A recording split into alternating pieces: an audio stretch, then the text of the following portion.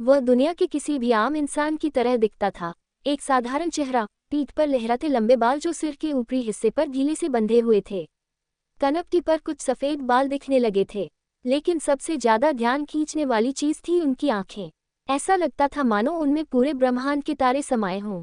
बस एक नज़र, और यहाँ तक कि सच्चे मेरिडियन क्षेत्र के साधक झांक झोंकटिन को भी लगा जैसे उनकी आत्मा जम गई हो। और यह अपने आप में एक बड़ी बात थी। उनके स्तर के किसी व्यक्ति का इतना असहाय होना, शायद यही उनके लिए कहावत थी कि रास्ते पर हर कदम स्वर तक पहुंचने जैसा है। तुम बड़े हो गए हो, जू किंगशान ने स्नेहपूर्वक कहा। वह अपने बेटे की शांति देखकर थोड़ा हैरान था। मजबूत बनने के लिए एकांत और मौन को सहन करना सीखना जरूरी है। आप बूढ़े हो गए हैं, जूजीमो ने कांपती हुई आवाज में जवाब दिया, जब उसने अपने पिता के बालों में दिख रहे सफ़ेद बालों को देखा। उस पल उसकी सारी भावनाएं उमड़ पड़ी। अपने पिछले जन्म में उसने नायक चुयान के साथ नीदर ड्रैगन रेवन में द्वंद्वयुद्ध करने के लिए 3 साल का समझौता किया था। लेकिन जब समय आया तो वह हार गया और उसे खाई में फेंक दिया गया। बदला लेने के लिए उसके पिता ने चुयान का शिकार करने के लिए पूरे ट्रू मार्शल सेक्रेट ग्राउंड को एकजुट कर दिया। लेकिन किसी ने भी यह अनुमान नहीं लगाया था कि चुयान कितनी तेजी से विकसित होगा। वह बार बार बच निकला, और हर बार पिछली बार से अधिक शक्तिशाली होकर। अंततः 3 फुट लंबी तलवार लिए हुए चुयांग ने स्वयं सच्चे मार्शल पवित्र मैदान पर धावा बोल दिया। उन्होंने कहा कि उस युद्ध ने आकाश को हिला दिया और पहाड़ों को चीर दिया। दुनिया अंधकार में हो गई, नदियां उफान पर आ गईं। अंततः चुयांग ने जू किंगशान को हरा दिया। यदि अंतिम क्षण में भगवान ने आकर लड़ाई न रोकी होती तो जूजीमो के पिता शायद जीवित ही न बच पाते। इस सदमे ने उसे तोड़ दिया। रातों रात उसके बाल पूरी तरह सफ़ेद हो गए। वह दुनिया से अलग हो गया और पहाड़ों में गुम हो गया।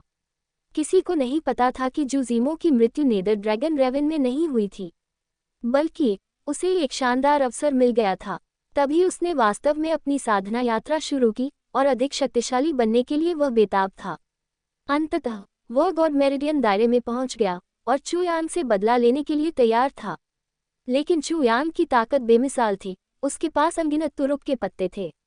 उस लड़ाई ने जूजीमो के सारे घमंड को चूर चूर कर दिया। वर्तमान में लौटकर जू किंगशान ने उसे एक प्रतीक दिया और धीरे से कहा, तुम अब वयस्क हो गए हो। अब समय आ गया है कि तुम शास्त्र भंडार से साधना विधि चुन लो। ये टोकन आपको सबसे ऊपरी मंजिल तक पहुंच प्रदान करता है, जहां चारों महान सम्राटों की असली धरोहरें रखी हैं। चुनाव आपका है। जूजीमो ने टोकन लिया और दृढ़ता से सिर हिलाया। सच तो यह है कि उसने अपने पिछले जीवन में चारों शाही तकनीकों को पढ़ लिया था, लेकिन दिखावे के लिए कुछ चीजें करनी जरूरी थी। वह ये बात जाहिर नहीं कर सकता था कि उसका पुनर्जन्म हुआ है। उसे अभी भी ये पूरी तरह समझ नहीं आया था कि वह गोला कैसे काम करता है। मैं तुम्हारी साधना में दखल नहीं दूंगा, जू किंगशान ने आगे कहा। तुम कौन सी तकनीक चुनते हो ये तुम्हारी मर्जी है। आखिरकार हर किसी को अपना रास्ता खुद तय करना होता है। असंख्य अन्य संप्रदायों ने इसके अधीन होने की विनती की। तब से लेकर अब तक सुदूर पश्चिम में हजारों मील का भूभाग इस संप्रदाय के शासन के अधीन आ गया, और यह स्थिति आज तक बनी हुई है। हजारों साल बाद एक और व्यक्ति सच्चे मार्शल पवित्र भूमि से बाहर निकला। उनका नाम तो बहुत पहले भुला दिया गया है, लेकिन उनकी पीठ पर बनी 3 लंबी तलवारें सबको याद हैं। अमरों का वध करो, राक्षसों का संहार करो, स्वयं का सामना करो। इन 3 तलवारों से उसने अपने पूरे युग का दमन कर दिया। वह शाही युग के 7वें महान सम्राट थे, और सच्चे मार्शल पवित्र भूमि से उभरने वाले दूसरे महान सम्राट थे। दुनिया उन्हें महान सम्राट सान दाओ के रूप में याद करती है। 10,000 साल और बीत गए, और इस संप्रदाय ने अपने तीसरे महान सम्राट को जन्म दिया।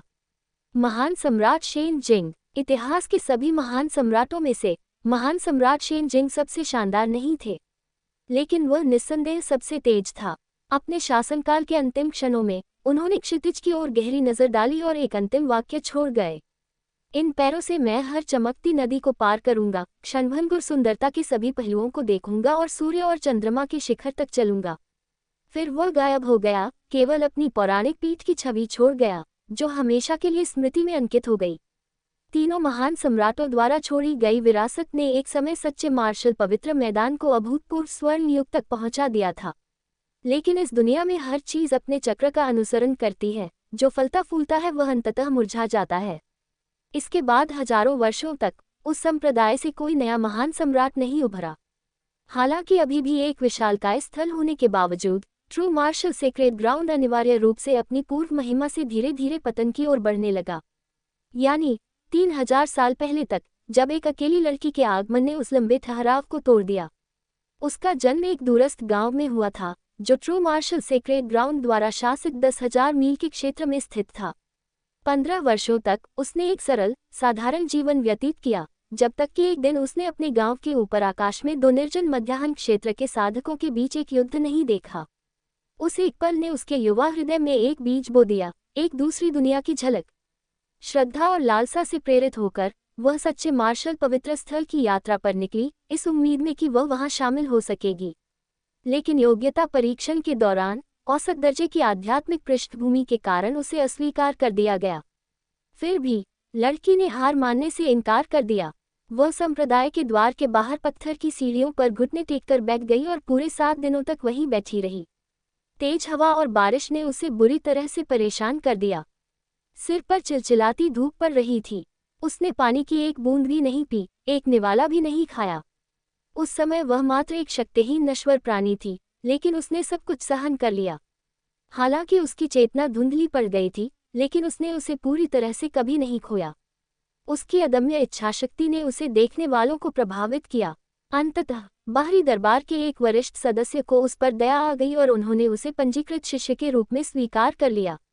वह कुएं की तलहटी में फंसी हुई मेढक की तरह थी, जो बाहर निकलने के लिए बेताब थी। धरती पर रेंगती हुई चींटी की तरह, जो हमेशा रेंगती रहती है, हमेशा आगे बढ़ती रहती है। एक दिन वह चींटी बहुत लंबी हो गई और तभी लोगों को एहसास हुआ, किसी तरह, किसी समय वह इतनी बड़ी हो गई थी कि उसका आकार स्वयं आकाश के बराबर हो गया था। उनके युग में प्रतिभाशाली व्यक्तियों और अनगिनत विलक्षण प्रतिभाओं की भरमार थी, लेकिन किसी ने कभी कल्पना भी नहीं की थी कि इतनी साधारण प्रतिभा वाली लड़की अपनी पूरी पीढ़ी में धूम मचा देगी। उन्होंने उन्हें महान महारानी होंग तियान कहा। समय के अनंत इतिहास में सभी महान सम्राटों में महान महारानी होंग तियान सबसे चमकीले सितारों में से एक के रूप में चमकी। उनकी रोशनी ने न केवल उनके अपने युग को रोशन किया, बल्कि उनके बाद आने वाले कई सम्राटों को भी गहराई से प्रभावित किया। उन्होंने सच्चे मार्शल पवित्र मैदान को दूसरे स्वर्णिम युग में पहुंचाया। अल्पविराम। जब जू जीमो संप्रदाय के लंबे इतिहास पर विचार कर रहे थे, तो उनकी निगाहें गंभीर हो गईं।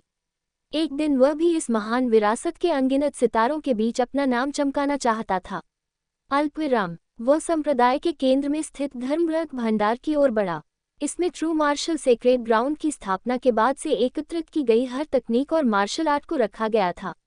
जिस भव्यता की उम्मीद की जा सकती है, उसके विपरीत मकबरे के आसपास का क्षेत्र शांत और लगभग सुकून देने वाला था। प्राचीन वृक्ष आकाश की ओर ऊंचे उठे हुए थे। आध्यात्मिक जड़ी बूटियों ने धरती को कालीन की तरह ढक रखा था। दाव के फूल चटक रंगों में खिले हुए थे और उनके चारों ओर चमकीली तितलियां नाच रही थीं। दुर्लभ रसायनज्ञ पक्षी उस क्षेत्र में गश्त करते थे, जड़ी बूटियों और फूलों की देखभाल करते थे, मिट्टी को ढीला करते थे, खाद डालते थे और कीटों को चुन चुनकर हटाते थे। धर्मरथ भंडार में 18 मंजिलें थीं। जब जू जीमो प्रवेश द्वार पर खड़ी थी, तो वातावरण प्राचीन और गंभीर प्रतीत हो रहा था। इमारत खामोशी से खड़ी थी, मानो हजारों वर्षों के इतिहास की कहानी सुना रही हो। इसका रंग हरे और हल्के सुनहरे रंग का मिश्रण था, जिसमें जेड के चबूतरे, फिरोजी टाइलें और सिंदूरी रंग के छज्जे थे। छत के दोनों किनारों पर विदेशी जानवरों की आकृतियां उकेरी गई थीं, जिनमें पंख फैलाते चील, उड़ते पक्षी, दहाड़ते तेंदुए और दांत दिखाते जंगली शेर शामिल थे। मुख्य द्वार पर कोई पहरेदार नहीं था, फिर भी जू जीमो आसपास के वातावरण में एक खतरनाक ऊर्जा को स्पष्ट रूप से महसूस कर सकता था। चारों ओर उच्च स्तरीय सुरक्षा घेरा छिपा हुआ था। अगर कोई अंदर घुसने की कोशिश करता, तो ये घेरा सक्रिय हो जाता। यहाँ तक कि पैरागॉन मेरिडियन दायरे का साधक भी आसानी से बच नहीं पाता। अल्पविराम। जू जीमो ने अपने पिता का टोकन दरवाजे पर बने खांचे में रख दिया। तिजोरी की रखवाली करने वाला एक गुप्त बुजुर्ग टोकन की जांच करेगा और प्रवेश की अनुमति देगा। एक झिलमिलाती हुई बाधा गायब हो गई और जू जीमो अंदर चली गई। पहली मंजिल का लेआउट सरल था। हजारों किताबों की अलमारियां बड़े करीने से व्यवस्थित थीं। प्रत्येक शेल्फ पर विभिन्न मेरिडियन तकनीकें और साधना विधियां रखी हुई थीं, जो हल्की चमकती बाधाओं से सुरक्षित थीं। प्रत्येक शेल्फ के सामने एक छोटी पट्टिका लगी थी, जिस पर वहां रखी गई तकनीकों का शीर्षक, उद्देश्य और श्रेणी सूचीबद्ध थी। जू जीमो ने देर नहीं की। वह सीधे ऊपर 18वीं मंजिल पर चला गया। वहां रोशनी कम थी। उस जगह पर केवल 4 मूर्तियां थीं। ऐसा प्रतीत होता था मानो प्रत्येक मूर्ति अंतरिक्ष के अपने ही एकांत कोने में विद्यमान हो। जू जीमो उनके सामने खड़ी हो गई और बाएं से दाएं देखने लगी। पहली मूर्ति एक ऐसे व्यक्ति की थी जिसके लंबे बाल उसके कंधों पर फैले हुए थे। उसका व्यक्तित्व प्रभावशाली था, उसकी निगाहें विशाल और गहरी थीं। वह एक ऐसे सम्राट की आभा बिखेर रहा था जो सबसे ऊपर था। यह एक ऐसा व्यक्ति था जिसके पैरों के नीचे पहाड़ और पीठ पर आकाश था। दूसरी मूर्ति भी पुरुष की थी, लेकिन उससे एक चरम जुनूनी ऊर्जा झलकती थी, मानो उसने एक लक्ष्य की प्राप्ति के लिए सब कुछ त्याग दिया हो। पब फ्यूचर विज्ञापन। वह गर्वित और उग्र भाव से अपनी पीठ पर 3 अजीब लंबी तलवारें लिए हुए था। तलवारों को देखते ही आप समझ जाते थे कि यह व्यक्ति तलवारबाजी के मार्ग के प्रति पूर्णतः समर्पित था।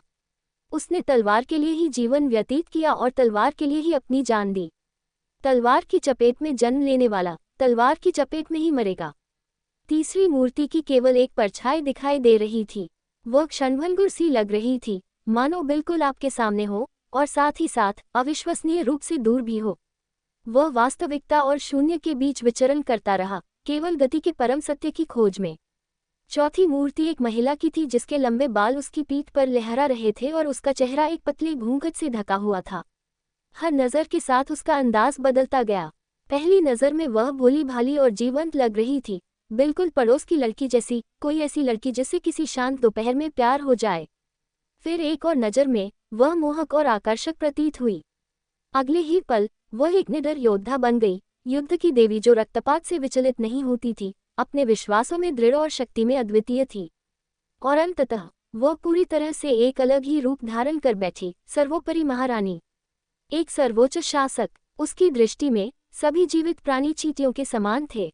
उसके सामर्थ्य के आगे संसार की शान शौकत अर्थहीन प्रतीत होती थी।